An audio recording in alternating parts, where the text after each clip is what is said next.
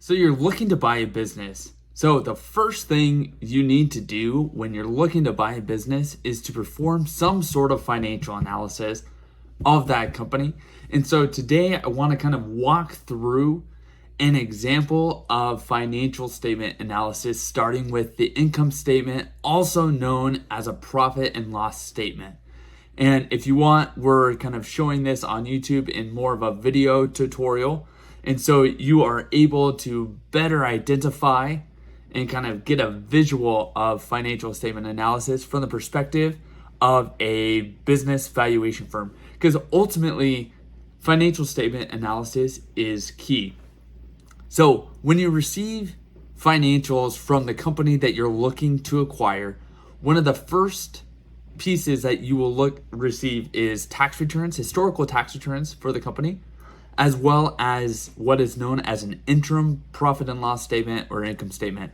An interim means it's as of a specific date in the year that you're looking at the business. So we're in 2023, so we're looking at a income statement as of October 10th or October 31st, some date in 2023. But regardless, let's go over financial statement analysis. So first key area to look at is your revenues for this particular company.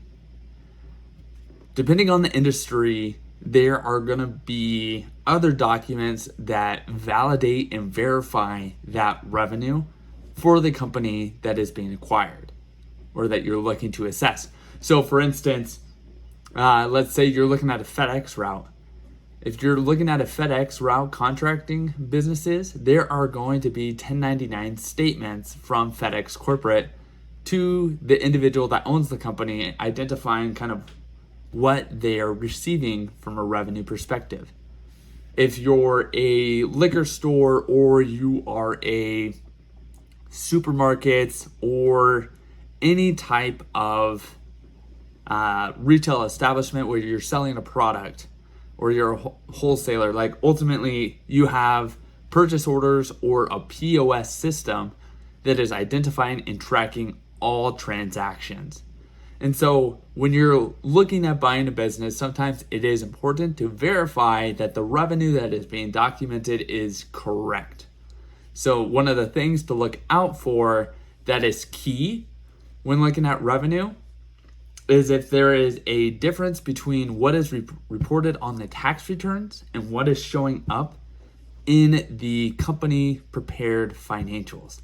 So let's say you receive, so this example that we're looking at on YouTube individual, if we receive a tax return that shows in 2022 the company generated 2.9 million in revenue, and you receive company prepared financials for that same period for 2022 and it shows 3.5 million, and both are on a very similar accounting basis, meaning cash or accrual. Like if there's a difference, let's say they're both reported in cash. If there's a difference between that 2.9 and that 3.5, it's like, okay, what is not being reported as revenue that's showing up in your company prepared financials? And if that is the case, then there is something that is materially wrong from the standpoint of what is not being reported. Like, are they collecting cash receipts that should be taxed, but instead of running them through for tax return purposes, they are essentially saying, hey, we don't want to pay tax on this, and so we're not going to report it as revenue. And so therefore, there's going to be a difference between company prepared and your tax returns. So that is one way to assess your revenues. And really what you're digging into from a revenue perspective is what are the trends that you're seeing in revenue over the past few years?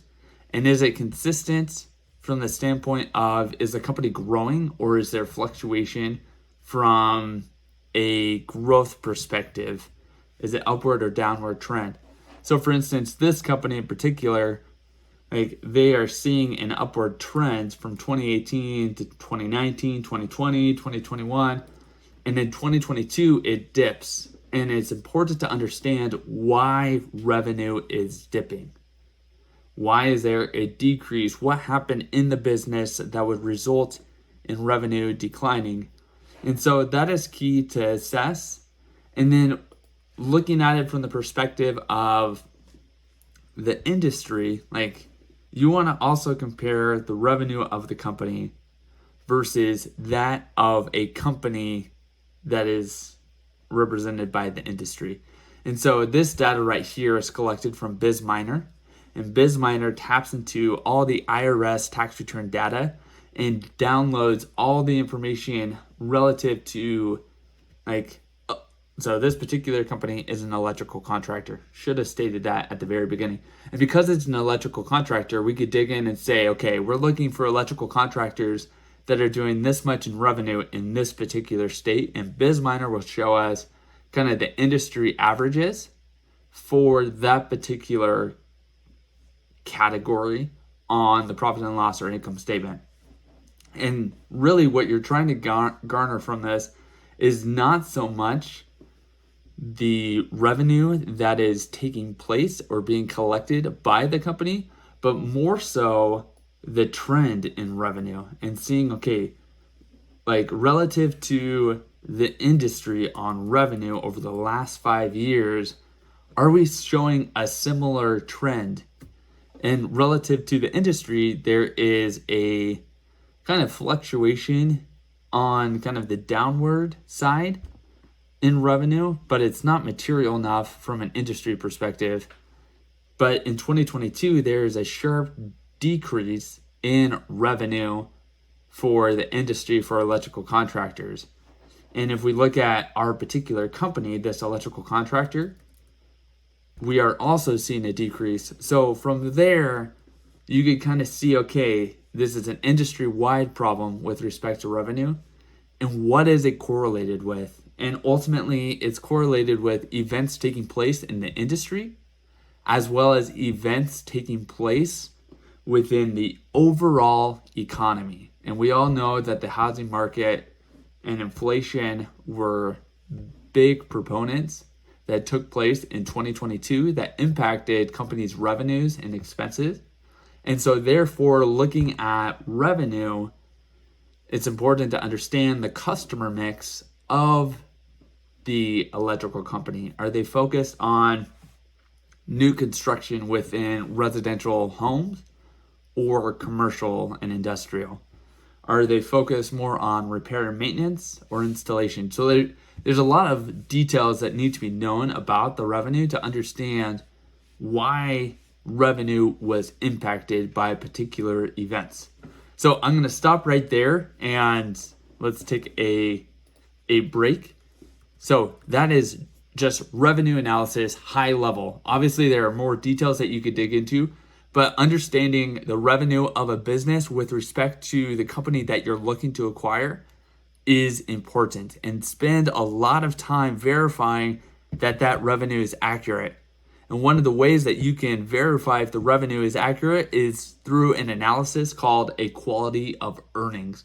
A quality of earnings essentially goes through and recreates the financials of the company that you're looking to acquire and assessing whether or not the revenue and expenses reported by the company are accurate, because we are trying to recreate the financials and showing what the revenue of the company is and what the operational expenses are and what expenses have been run through the business that should not be because they are either discretionary or they're non-recurring in nature, and identifying those and showing the paper trail. So that is revenue in a nutshell. So let's take a small break and get back to it with cost of goods sold or cost of revenue or sales.